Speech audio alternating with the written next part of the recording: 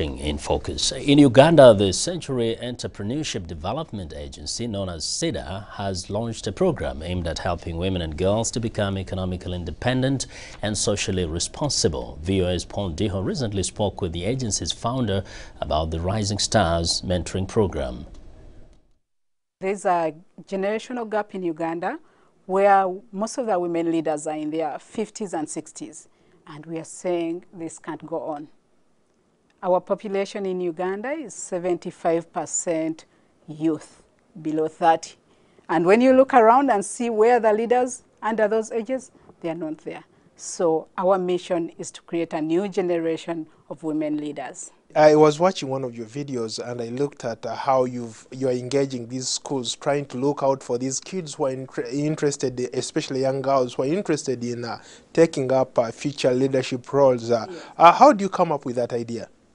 That idea, after I participated in the Fortune Mentoring Program, which was done here in Washington, D.C. and New York, I thought to myself and I said, what did you miss out in life? How come other countries are beyond you in terms of development? And I realized as a child growing up, I didn't have any self-belief, I didn't have role models to look up to, and I didn't have a supportive network. So when I went back home in 2009, I said I need to set up that structure for young girls because that's the only way they are going to realize their potentials, not even as children, as adults. Right now, when you talk to like my friends in their 30s and 40s and say, what's your career plan? They don't have any because they don't know what it actually means. So that's what we are doing, is to make sure we help these young girls discover themselves at an early age, and then they dream. They dream about places like Washington. Instead of you're in Kampala and you're dreaming about going to Entebbe. That's not a dream, really. We are saying, can you dream bigger? Those girls feel so empowered. They feel like they can do everything, or they can be who they want to be. Right. What kind of impact has that had on these young girls? You can't believe. We've had the program in secondary schools now for the last, I would say, 5 months.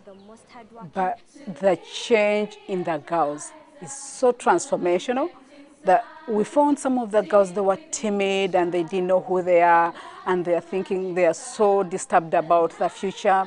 My mother is telling me I have to be a doctor. My father is telling me I have to be a lawyer, but I want to be an engineer. Those instances are many.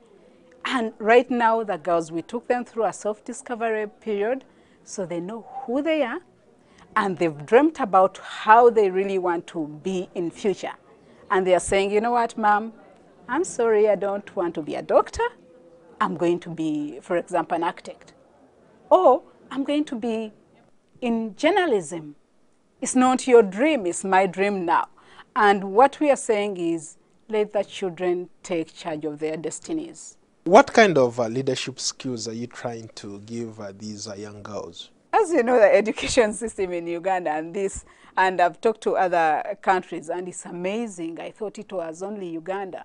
A lot of developing countries, they tell us a lot of theory we learn about the French Revolution, we learn about the First World War. Yes, those things are relevant, but can we have life skills?